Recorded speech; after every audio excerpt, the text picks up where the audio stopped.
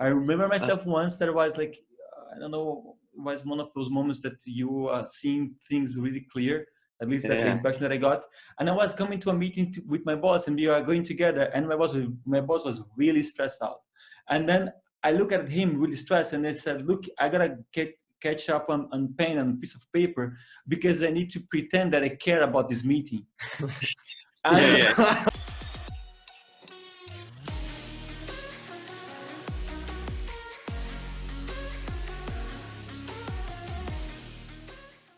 Welcome back, guys, to the Max Out Show, where today I'm joined by not just one, but two very special guests. So with me in the studio right now is my buddy Leandro, who's having a little fanboy moment right now because we'll be talking to Brett Warner, founder of the Soto Zen Meditation Center in Los Angeles, as well as a punk rocker, ordained monk, and creator of monster movies. Brett is also author of Hardcore Zen and many other books on Zen practice, monsters, and death. So Brett, welcome to the show. Thank you. That was a great introduction. Yeah, well, we'll dive deeper into some of these things. But I want to get started with your favorite French fry shop in Amsterdam. Because I've been to that shop a couple of times, actually, because my brother is studying there. And it was interesting to me, right? Because there's this interesting distinction between pleasure in the real world versus sort of the spiritual world. So how do you try to balance the two sort of worlds and bring them together? Well, I'm trying to remember the name of that French fry shop because there's two right next to each other on the same street, but there's one that I think is better than the other. But anyway, so maybe we're not talking the same one. Well, I don't know. They're both all right, but I just thought the one nearer to the station was better. Anyway, it doesn't matter. How to balance it, when I first got interested in this practice, I was a student at Kent State University in Ohio, and I was playing bass in a punk rock band that reformed later, so I'm still playing bass in the same band. We were split apart for several years, but we came back together. And I was looking for something real. That's the reason I got into punk rock, was because I felt like music at the time, this is the early 1980s, was very superficial and very, it almost sounded like it was made by a corporation, trying to sell more records or CDs or whatever. And the punk rock scene seemed more real and honest. So I got into that, and I was also a student, as I said, so I took this class called Zen Buddhism. And the only reason I took this class is I had some idea that maybe Eastern religions were going to be interesting or something I could get into. Because I'd lived when I was a child in Kenya, in Nairobi, Kenya. So I'd seen a lot of Indians and Hinduism around there. And I really wanted to take a class about Hinduism, but there was no class offered about Hinduism, but there was a class about Buddhism. So I thought, okay, I'll take that. The next closest thing. Yeah, it's close enough. And when I heard, I really was, the teacher there was obviously very, very sincere and a very good guy and a good teacher. And he had studied, he was also an American who'd studied Zen from a young age. And I just felt like, well, this is very practical. It seemed to be very... something I could do, something that made sense, and something that had a depth to it as well. But the way he taught it, the way Tim McCarthy was the name of the teacher, the way he taught it was he was also very down to earth. He was about 10 years older than me, which would have made him, if I was 19, he would have been 29, so he was pretty young. But he'd been studying since he was like 12 years old or something like that.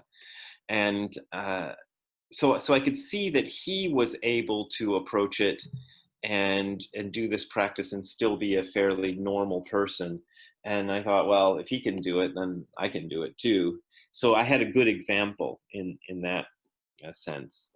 And then I just kind of traveled on and lived the rest of my life. And I ended up going to Japan, and I found a teacher there who was also he was also kind of a strange guy. He worked for a soap and cosmetics company during the day. And then but he really was devoted to Zen practice as his main thing. He just worked for this company. And that also provided a good example of how one could kind of make this fit into the regular world. If that's, I don't know if that's a good answer, but Yes, yeah, I think that's fine. And I would like to bring to you the point, the relation between happiness and freedom, because somehow I think that we as human beings, we kind of crave for freedom, and as in, we got the democracy that's always based on freedom and all this stuff, and somehow I think that happiness might have something to relate with the freedom, with the feeling of freedom.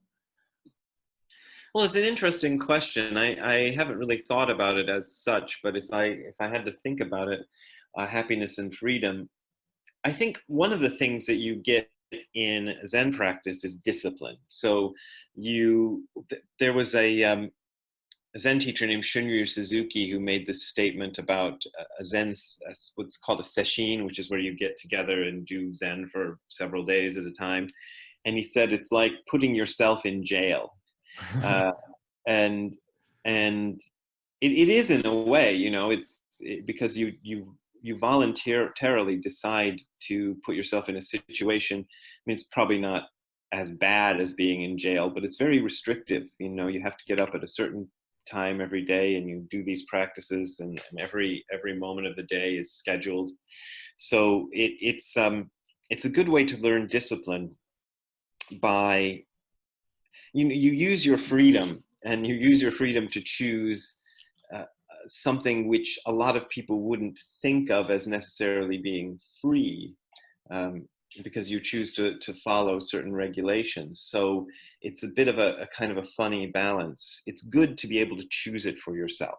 You know, I mean, one of the things I don't like about the quarantine situation is I didn't get to choose it for myself. You know, it was imposed on me by the state of California and the United States government, or whoever, I don't know who decides these things.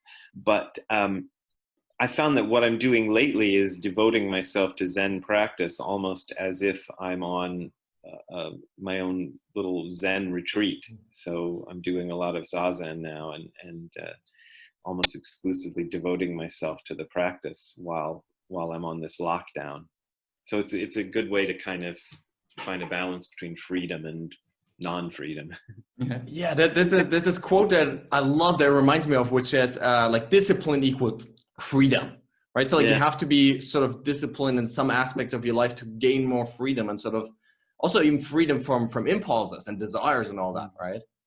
Yeah, for sure. You have to kind of, if you want to have a happier life, you have to establish some kind of discipline in your life. And I really think there's a line at Dogen, is the guy who founded this sort of Zen that I practice. And he has this very interesting line in one of his books in which he says, even working for a salary, you know, for pay, is a kind of way of giving to the world. Free giving is a kind of a concept in Buddhism that's always very highly thought of. So he says it's free giving. And when I was reading that, I thought we kind of choose these situations. We don't, we resent it. You know, I think a lot of us, me included, when I'm working a normal job, I resent the fact that I have to go into work at a certain time and do all these things in order to make money. But I think deeper, there is this kind of desire to have a certain amount of restriction on your action, so that you can find real happiness. And if you have too much of what people call freedom, it just becomes kind of chaotic. You know, people get into all sorts of terrible things, like get into drugs and you know, heavy partying and stuff that become damaging to them after a while. And what starts off making them happy very quickly turns into something that doesn't make them happy. Whereas if you find the way to make the thing that you have to do anyway a source of happiness, I think you can be happier. You just kind of look at it differently. Yeah, for sure. Yes. And also, like, related with that, with this freedom part of the question, like, you talk about, I don't know, it was on a blog and on one of your books. You talk about this thing of you not identify yourself with your own emotional states. I think it was in your latest book. I think one of the chapters you mentioned about you have to learn how not identify with your, how not to own your own happiness in order Yeah. to not own also your own depression. So, and I think that is somehow kind of a freedom of your own emotional states, if you want to call it like that. Well, it's a kind of a funny thing. If you really look at it, you never own your own emotional states. Emotional states are something that kind of come and go. It's almost like weather.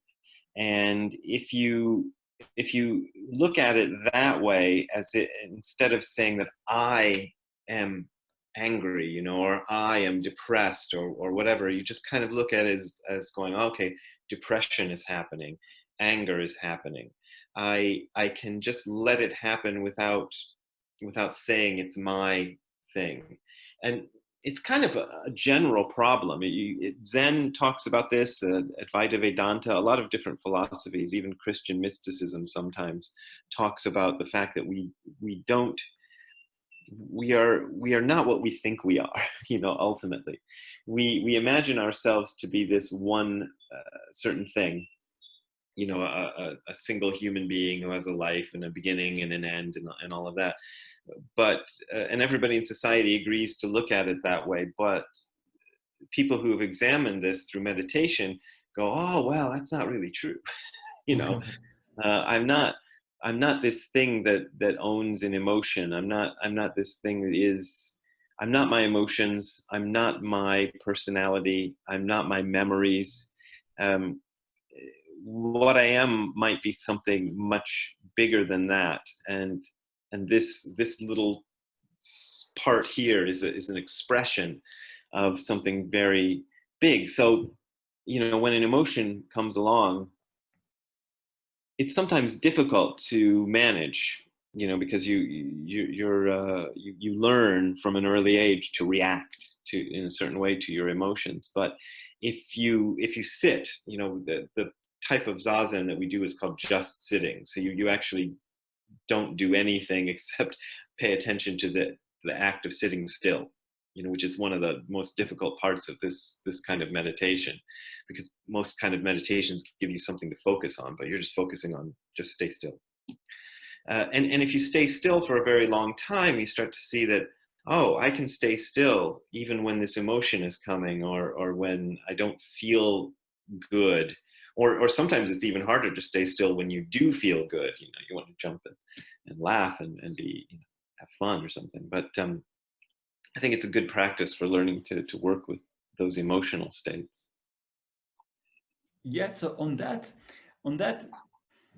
would you say that if you don't feel attached, or if you don't identify yourself with your emotional state in that moment, like the negative part of the emotion, like depression, would be, you would suffer less if Yeah. you, because you don't identify with that. What about the good emotions? What about like Well, happiness? that So do you think that is less fulfilling if you don't identify with your emotions when you are feeling like happier?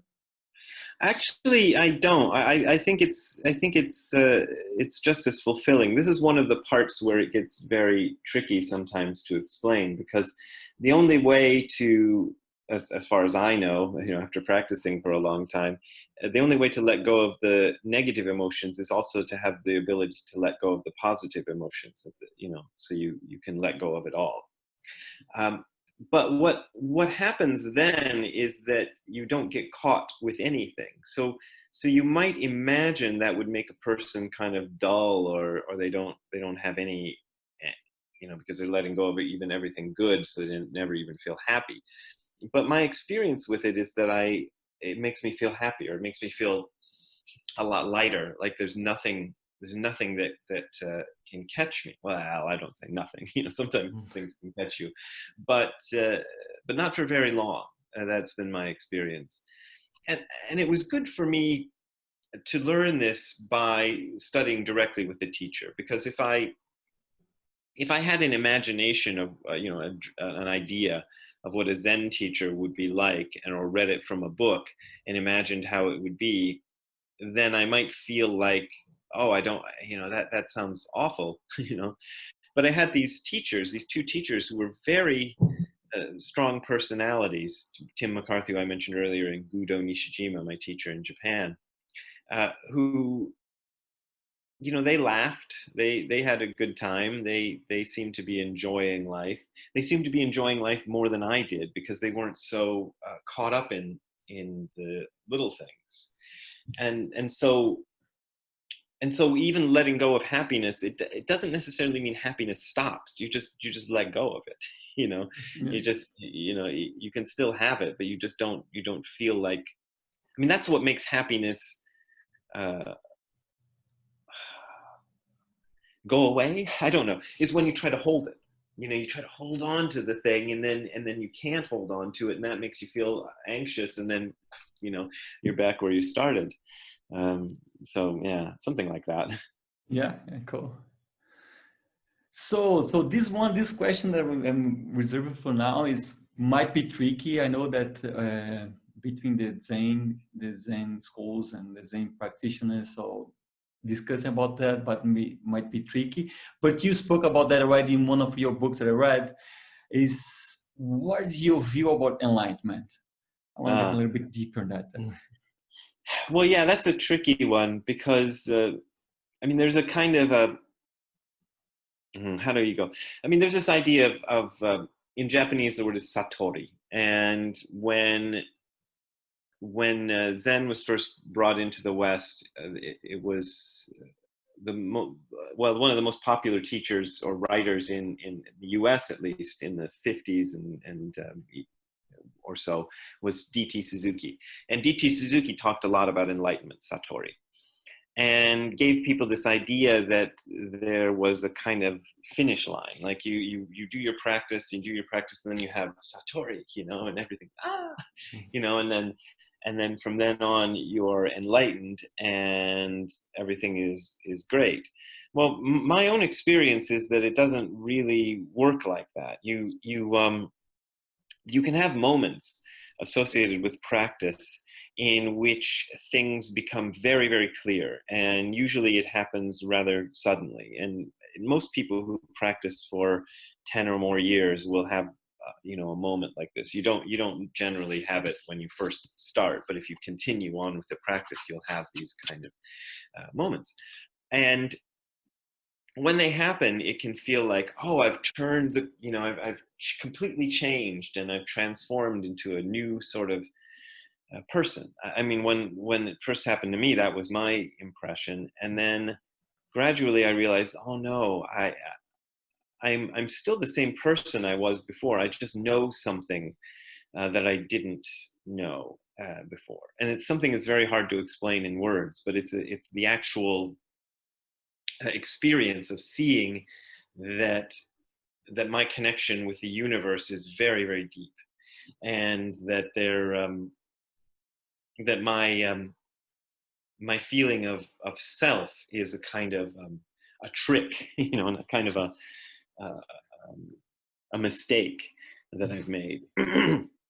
But because it's such a strong habit, after you have these experiences, the habit starts to come back, and you start to feel like an individual self, and you start to respond the way you used to, and you can get stuck in it. So that's why I don't like this idea of an enlightenment moment that changes everything forever, because I think that caused a certain number of people, especially in the West, to, when they had these experiences, believe that they were somehow now finished, and I don't think it means you're finished. I think it means you just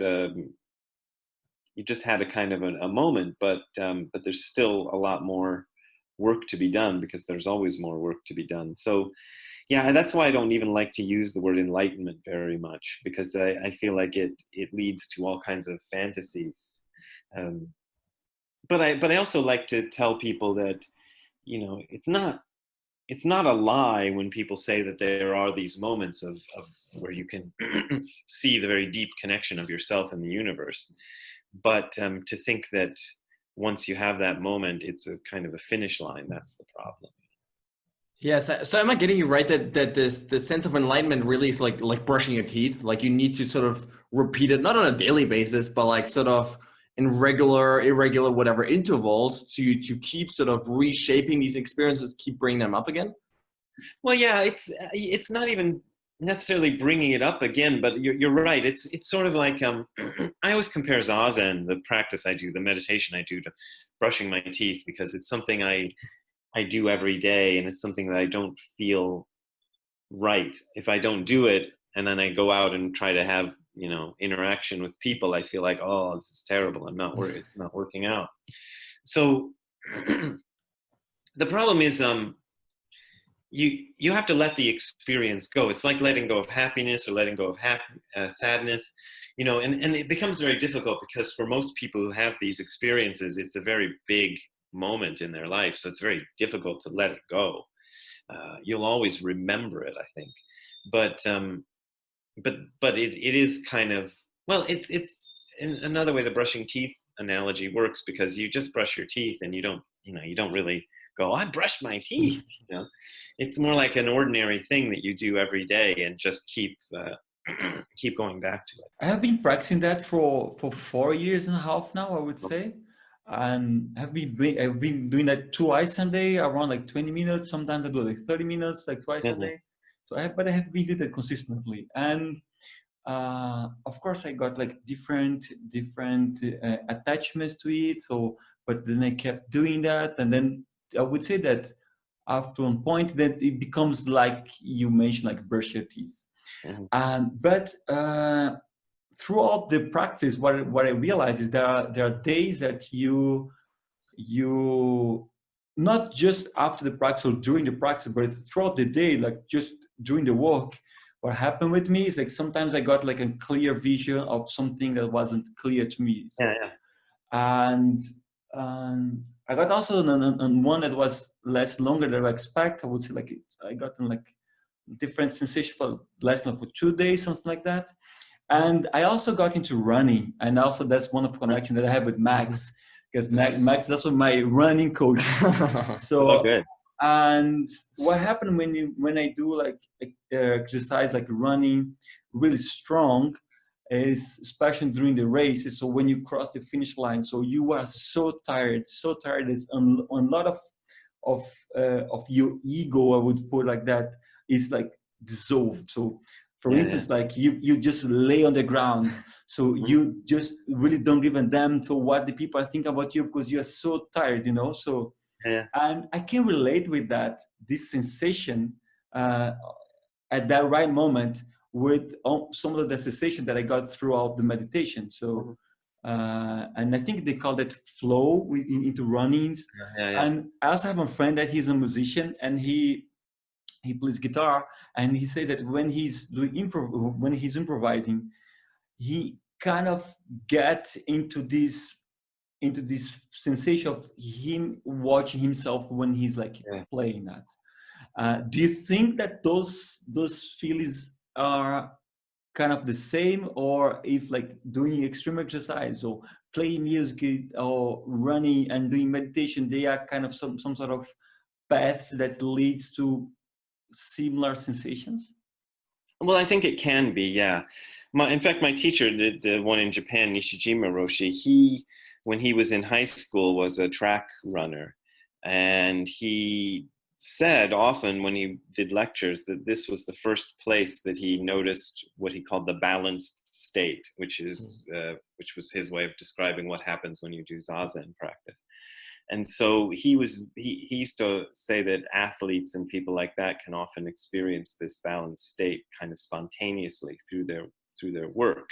And I noticed that as a musician too. I mean, if you can call what I do a musician, but sometimes there would be moments where I'm usually it doesn't happen at home, but if I'm playing with an audience, there'd be these moments of absolute like transparency, you know, that's the only word I can think of, where it feels like the audience and me and the band, everybody's kind of doing something together, and there's no ego to it. There's no self in there at all. It's just the music is happening.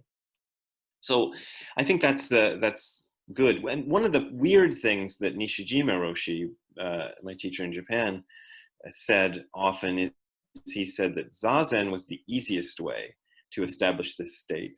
And when I first heard him say that, I thought, well, Zazen isn't very easy. I mean, people think, you might think it's easy because all you have to do is one thing. You just sit still. But it's, you know, you try sitting still for, 40 minutes at a time, and then stopping for 5 minutes, and then going and doing it again and again and again, like you do at a retreat. It's very difficult. But I could also see the logic if I think about it as being a musician. I don't know if this applies to running or not, but as a musician, in order to have the kind of moment that I'm describing, you had to get the gig. You had to practice and rehearse, and you have to kind of deal with the whole, because you're playing in a bar, so there's a lot of drunk people, and it doesn't happen every time. You might have to play 20 shows before you have one where you hit that spot and it goes, that's the one. Whereas in Zazen, also it's the same. Sometimes in Zazen, it just feels like you just sat there for 20 minutes. It doesn't feel like anything. But every once in a while in Zazen, you notice that something much more profound is going on.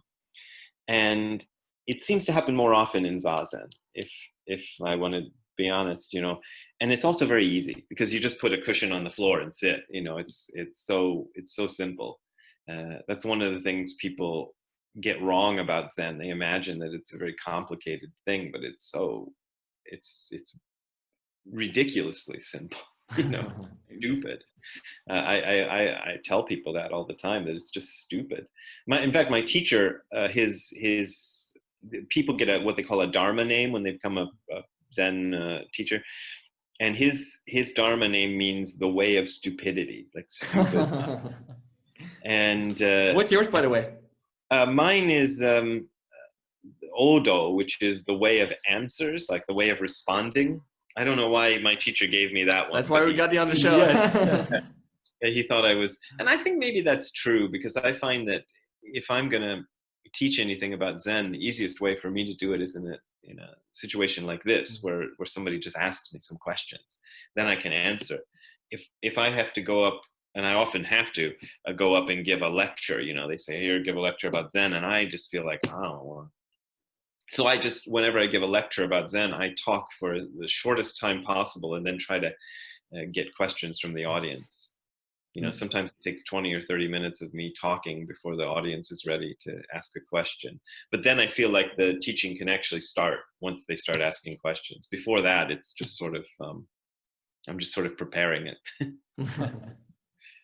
But now I forgot what the question was. But it was about athletes and Zen and musicians. Yeah, I think the balanced state can be found in different ways. But the reason Zen is special is because it's very practical and consistent. You can do it every day, and it's actually easy. Like I say, I could give the instructions on doing Zen. It takes me 3 or 4 minutes usually. We usually say 5 minutes when we're doing it in a class or something, but I'm usually finished before the 5 minutes is finished. You just sit there, stay still, keep your eyes open, stare at the wall, wait for the bell to ring. That's it. Yeah, so great. Yeah, cool. So I would jump to another one that's related to attachment, where I realized by my practice, like, first thing you start to notice your own attachments. So and sometimes you gotta choose. So sometimes you got the opportunity to choose the things that you get attached to. This is also related with the freedom that we just discussed before. So, because this, I think that's really powerful. So, because we do have some attachments, and I think might be that some attachment that we have is also good to have, like the attachment to be alive, to not die is one of the attachment is something I think is useful. But even that attachment depend of the sensation that you got. You can also see that this attachment to your own life can be also a choice. I'm not saying that you can kill yourself, but you see that as a, at least I got the impression that I could see that as a choice. And Max talks a lot about setting goals and all the things. And I was discussed with him the other day saying, look, when you set up a goal, you somehow also set up for you a trap of not reaching that goal. Yeah. And also if the goal is like, if you have to work harder to achieve that goal, so you also have to have some sort of attachment to it, or to have the willpower to do that. So how you see that, the attachment and then the Zen practice and the non-attachment stuff? It's a really complicated question, because there's attachments and then there's goals. So let me see if I can start with goals, because one of the things that bothers a lot of people about Zen practice is we say it's a practice without a goal. So you're not trying to do anything, and that's really hard, because you tend to kind of measure, here's what I am now and here's what I want to be, and there's the goal and there's the gap, and that helps you work. And the ironic thing about Zen is you have to practice it without a goal, but nobody is going to do Zen practice unless they want to change themselves in some way. No, nobody would. It would be stupid. It's certainly not, that's certainly why I did it at first. So it means that you have the goal, it's there, and you have this thing, but you also have to let go of any attachment to it, any idea that it must be a certain way. So as you're sitting, you're doing your zazen, and of course everybody, even me, after doing it for over 35 years now, I want it to be something. I want something to happen that's positive, or a nice feeling, or maybe a moment of enlightenment, or something. But as I'm sitting in the middle of that, anytime I feel that coming up, I have to let it go. I just have to say, okay, that's fine. I feel like I want to have this other experience that I'm not having now, but what I really want to sink into is the experience that I'm actually having now. And I think I think kind of this might be why running and some of these other activities are good for establishing a balanced state, because you might run, for example, because you want to increase your strength, or I don't know, various reasons you might want to do an activity like that. But in the middle of doing it, you can't think about all the things that you want to have happen. And especially if you're playing music, this is also the thing that kills you if you're playing music. If I start to think about what I'm about to play next, then I lose my place instantly, and I don't know what's happening anymore. But I also have to at the same time pay attention. So I'm paying attention to what's going on, but I have to let go of any idea. And if I make a mistake, I can't worry about that mistake I've made. I just have to play the next note correctly, so and make up for it. And if I get lost in the mistake, I also go wrong. So it's the same with practice. But the Zen practice is this kind of weird way to do that, because you're not doing anything. Nobody sees you doing it. Nobody cares. Even if you're sitting with a group of people, nobody else cares what you're doing. They're just worried about their own practice. So if you make a mistake, there's no consequences really. But you have to kind of go on your own and go, okay, anytime I feel like this practice is no good, that's okay. So that's where attachment is a kind of a funny concept, because I just learned this maybe less than a year ago. I was trying to write something about attachment, and I happened to look up some source, and it indicated that the Sanskrit word, which was translated as attachment, it also has the meaning of fuel. like gasoline or petrol or something, you put in a car or something like that. And I thought, oh, that's an interesting meaning. It's interesting Yeah. that two meanings are connected in Sanskrit because, it's not connected in English.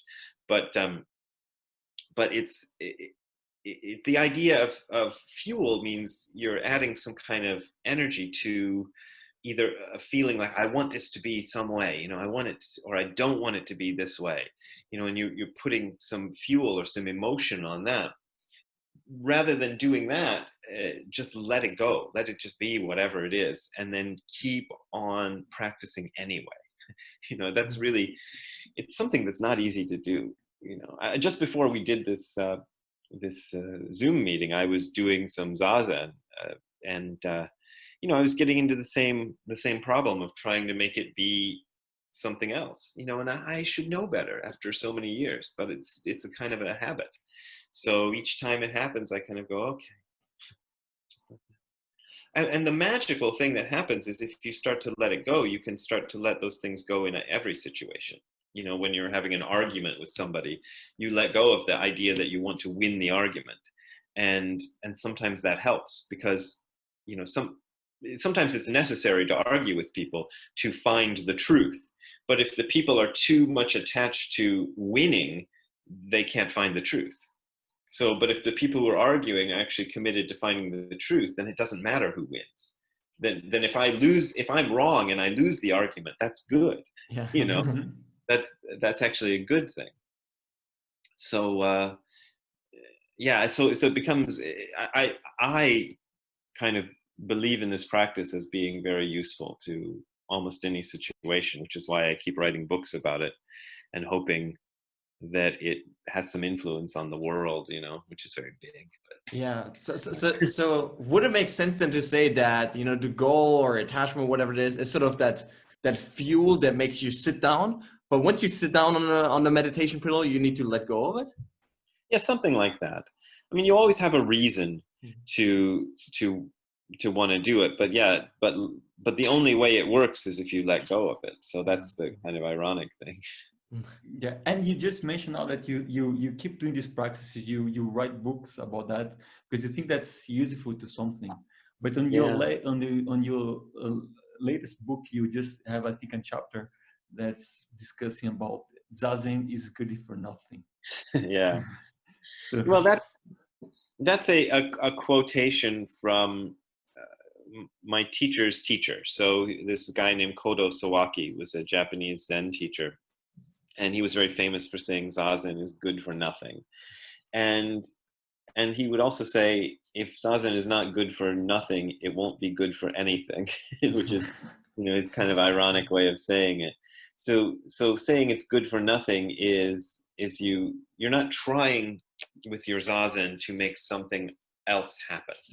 So you're trying to get into the purity of just this moment. And you can do this with any moment, the purity of the moment of just eating, the purity of the moment of just doing an interview, anything you can approach in the same way and just try to do the thing that you're doing completely without doing anything else. And again, I think this is also why running and sports and things like that are a useful way to think about it, because when you're doing that, you're just doing that thing. And you're not doing something else. You're not. You could be thinking about something else if you want, but that sort of doesn't exactly spoil the moment. But it makes it. It's not quite as much fun, if you're thinking about something else rather than just concentrating on the thing. But then again, I don't want to talk too much about thinking, because some people get very hung up on that, like I'm thinking the wrong thoughts when I'm doing Zazen, but it doesn't matter. Whatever thoughts you have are fine. You just kind of have them and let them go. Yeah, I want to dive a little bit deeper here into this. I think you call it like staring into the darkness of your mind.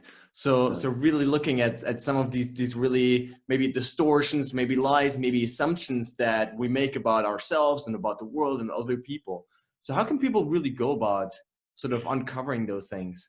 Yeah, that's a hard one, because it's one of the, there's I'm sure this is going, I know, because I go to Europe every year and I always hear about it, that whole mindfulness movement is very big in the United States and very big in Europe. And one of the things that goes wrong with the mindfulness movement is people expect it to be, they call it mindfulness-based stress reduction, right? Yeah. So, and often people who do it find that they become more stressed when they're doing this stress reduction thing. And part of the reason is because your mind is full of all sorts of things, and not all of them are good, you know. Some of them are pretty dark. And if you do a practice of meditation, you know, at first most people experience kind of calm and, you know, euphoria and nice feelings.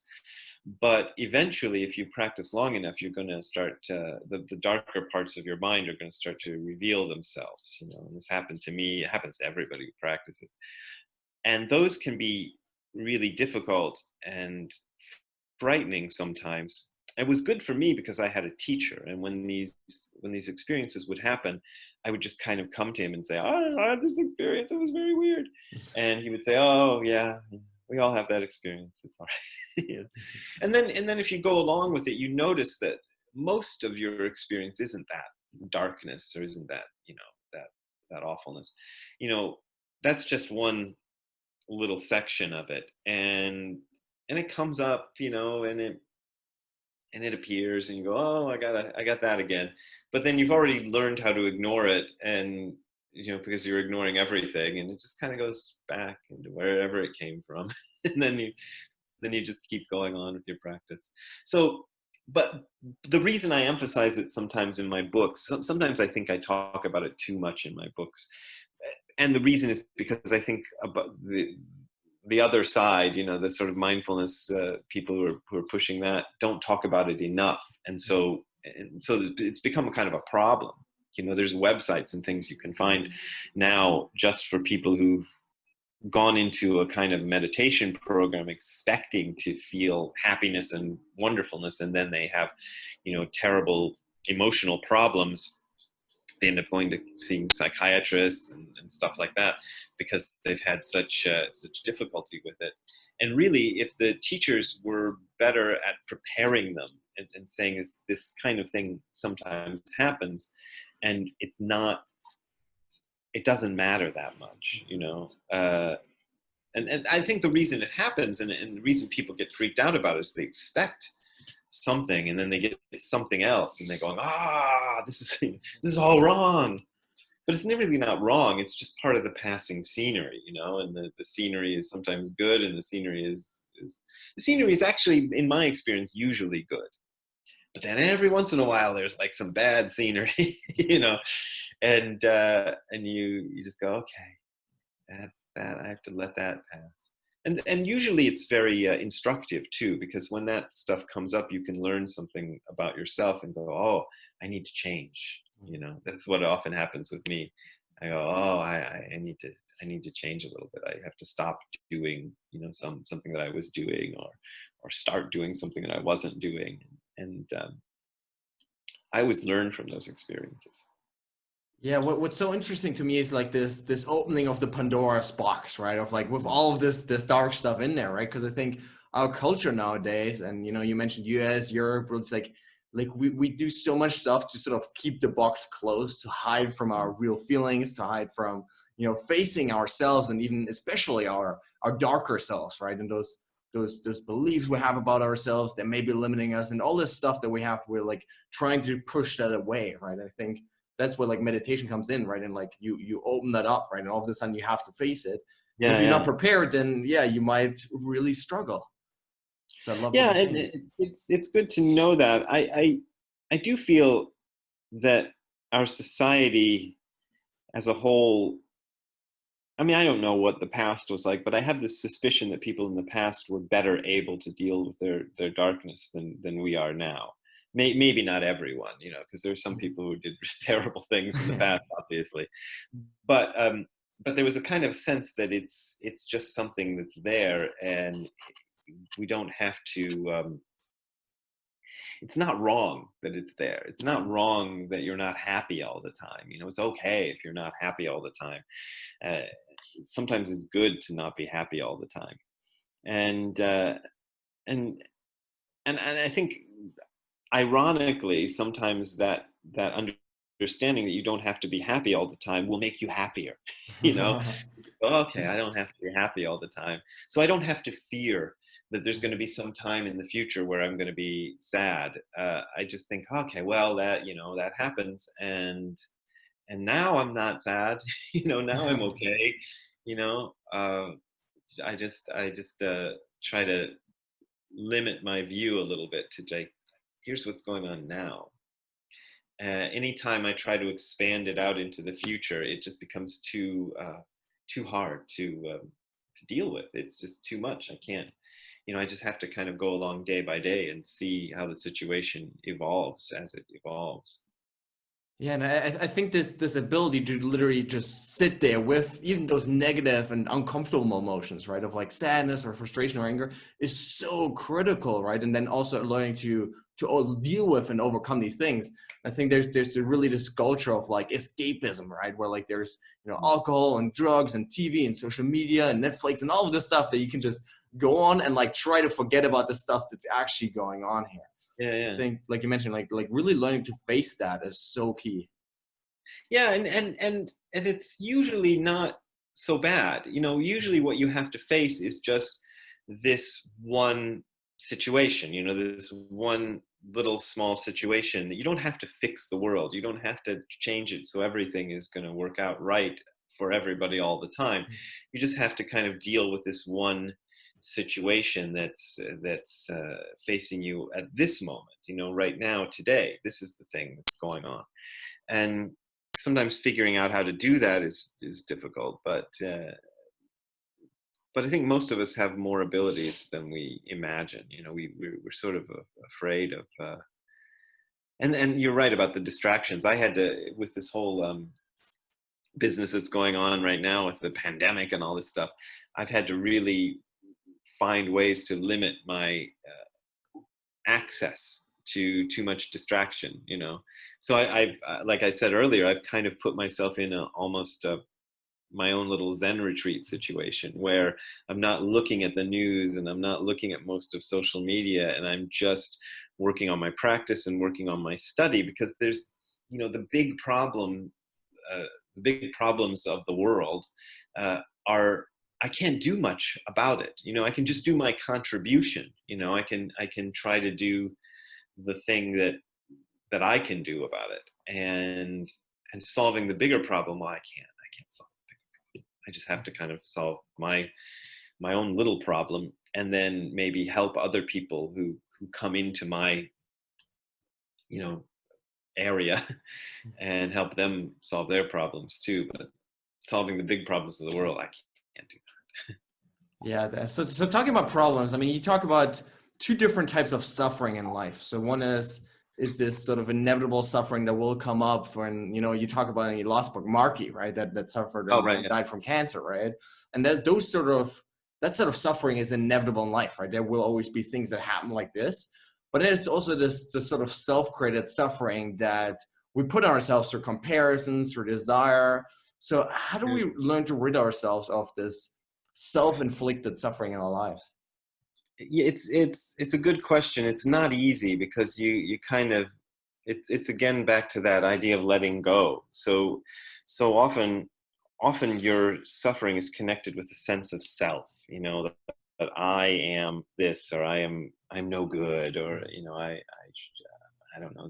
Different people have different ones that they think of, and it's a kind of an attachment. To bring back the idea of attachment, you're kind of holding on to an idea of something, and letting go of ideas of something it takes practice. You have to practice letting go, and this is what I think Zazen is. You're practicing constantly letting go, moment by moment. As you sit, you're letting go of every sensation that happens. You know, the good ones, the bad ones, that you just let them all go. Once you learn to do that, then the suffering that you're giving yourself is easier to let go, because you're just letting go of all the things that you do, and it's just one more of those things that you're letting go of. It's easier to say than to do, though. It just takes practice of doing it over and over. Yeah, so I can connect with that, with the look into your darkness. So I remember myself. So I come from computer science. So I was always, I don't know if you know that, but in the whole computer science scene, we have this so-called open source community where the people basically, they do programs and code and they put it out free on the internet to the people to use it. So we might have heard about that. So, but then on the open source community, we used to say, there's a famous saying, I don't know who said that, is like the currency of the open source is the credits. So you basically, you do that, but you want to have the credit because you want to be the author of that, you know? And I got this feeling once I did one program that a lot of people are using, and one friend of mine just come by and said, look, man, I have one piece of your code running on my computer. I was really happy by that. So see, and this credit is basically your name. So it's kind of who you, the person that you believe you are. And by doing the practice, so I realized that this thing is not necessary, you know.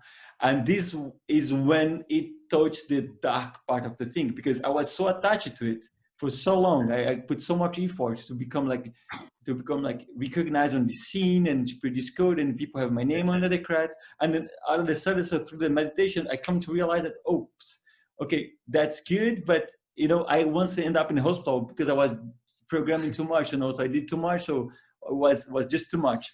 So, and I think that might be that once that you come to realize that part of the thing that you are really strong attached to or identify with, when you see that that thing is like kind of is an illusion, I think one might like freak out or stop the practice, you know?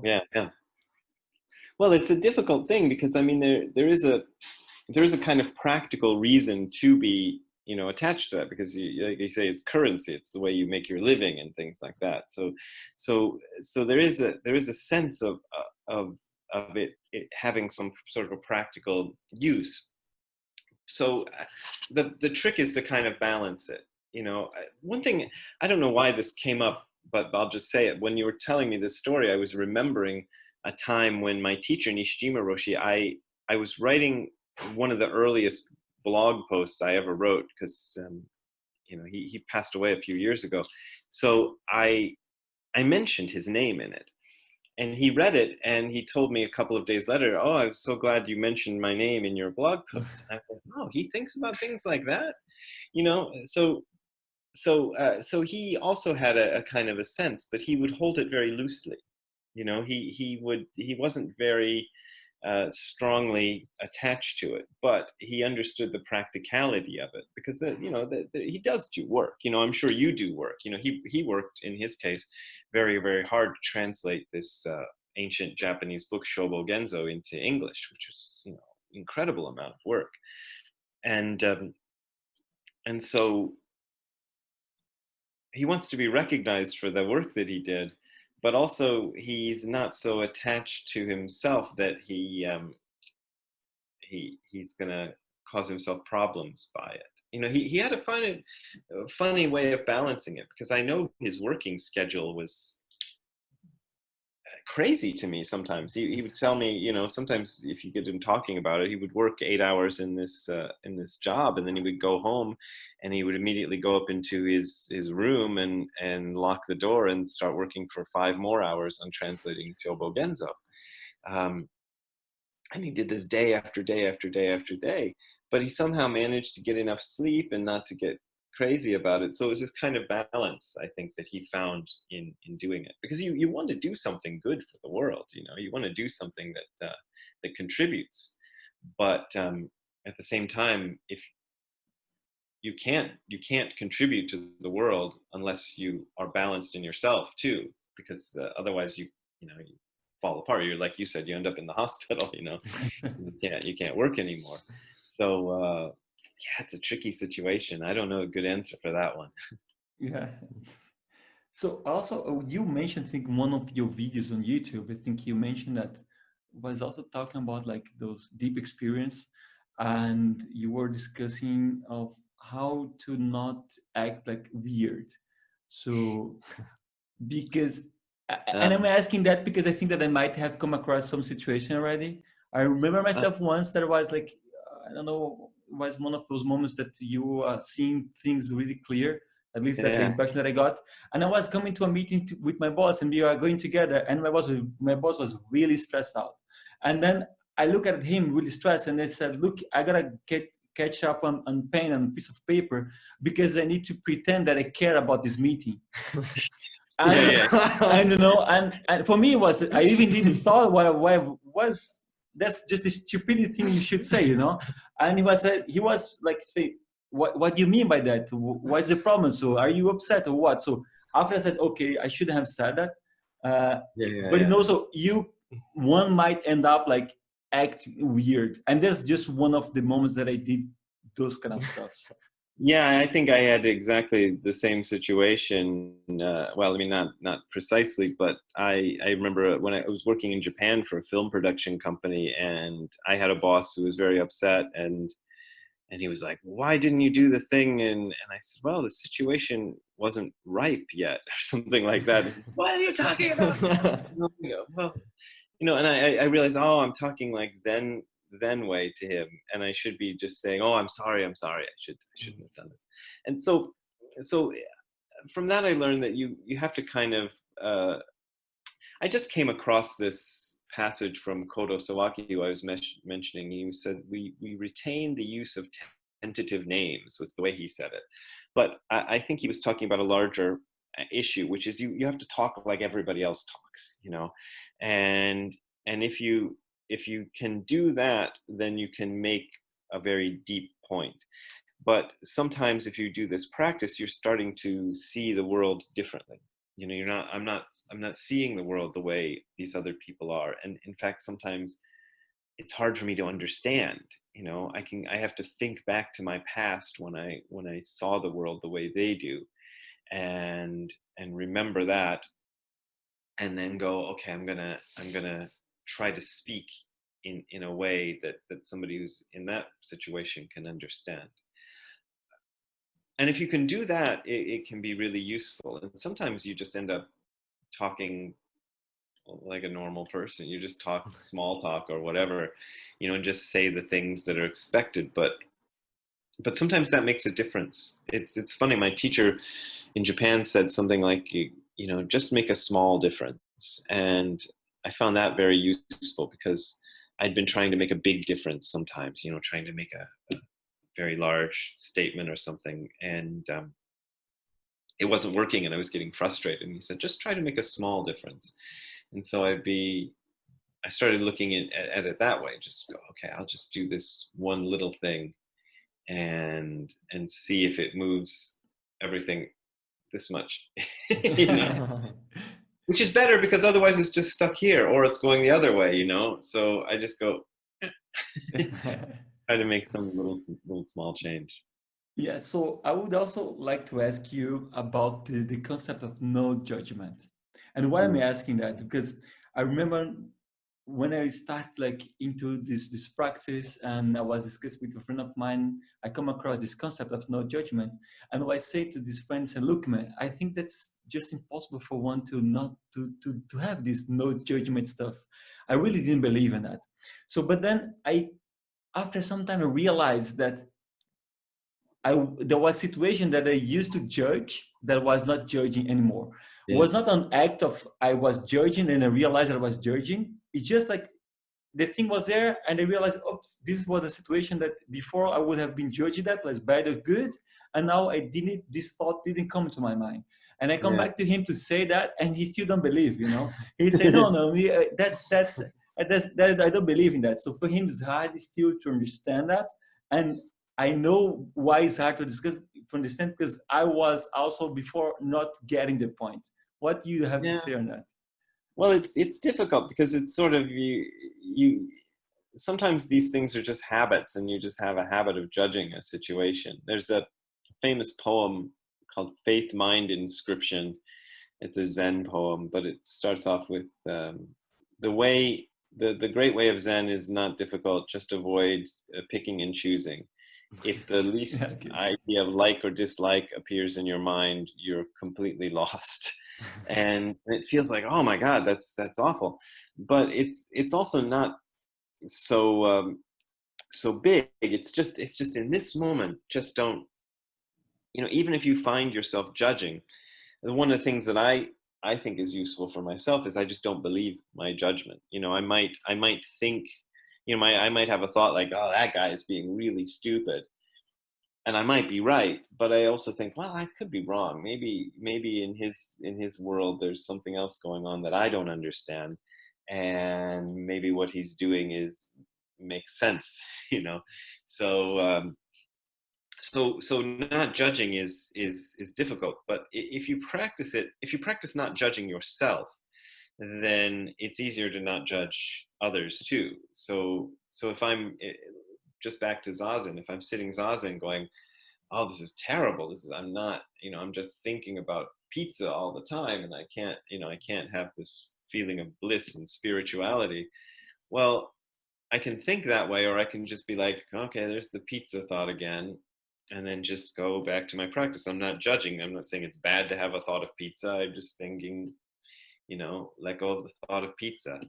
And if I have to do that again a second or two later, then I just let go of it again a second or two later, and it's fine. So not judging is kind of something, it becomes a new habit. And after a while, it becomes easier, like any habit. Yeah. Yeah, I love that. Now, if you could give our listeners just, one piece of advice, one challenge, one action item to sort of take away today, what would that be? Oh, I don't know. Do nothing. Do nothing. Yeah, I think doing nothing is really hard for people, though. Just do nothing is also another way of saying it is do the thing you're doing, but don't concern yourself with the outcome. Just do it purely as possible. That would be the only advice I can think of that is good. Love that. Now, before we wrap it up here, where can listeners connect with you online? Oh, well, the easiest place is my blog, which is Hardcore Zen. Let's see, hardcorezen.info. Sorry, I forgot. It changed a few years ago. So yeah, Hardcore Zen is one word, .info. And then I have a blog there, and there's links to my YouTube page, which if you just look up Brad Warner on YouTube, it usually comes up anyway. But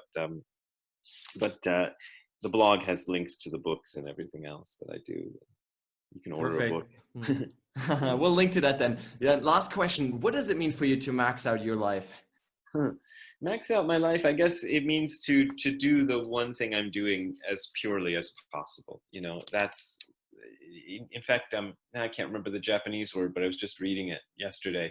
But there's a word that Dogen uses, which is almost kind of one way to translate it would be max out. He talks about doing. Sometimes it's translated as completely exhausting the situation, but it's more like maxing it out, like doing the thing completely.